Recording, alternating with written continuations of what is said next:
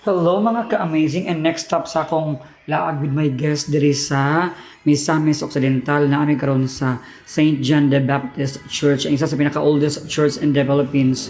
Almost 200 years na gini siya nga simbahan nga natukod. So grabe di gid siya ka-antik and pasulod mi sa sulod mga ka-amazing. Grabe gid siya ka-nice, di ba? Maka-reminisce ka sa past kung makasud ka na walang tanawang sulod tanawang interior, grabe kanindot nga simbahan. Oh, baka man ako mga guest, mga arty kini sila pa retouch oy. Oh, di ba?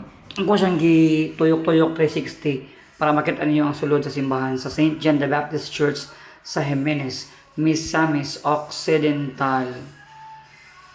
Tuara siya, oh, di ba? Tanawa lang ang ceiling ug ang salog. Ang isa ka kilid, grabe gid siya kakaraan. Ma-amaze o maka-wow jud ka kung makasulod ka din sa St. John the Baptist Church sa Jimenez, Misamis Occidental. Limit kini magkuan no masimba ka, mag-shoot ka, ana ay dili lang pwede, marag dili siya pwede mag video shoot or any shoot din ni kay ginabawalan na siguro. Oh, tanawa lang taas niyang ceiling niya, oh. Grabe kanindot gyud, antik karaan jud siya. Thank you so much for watching.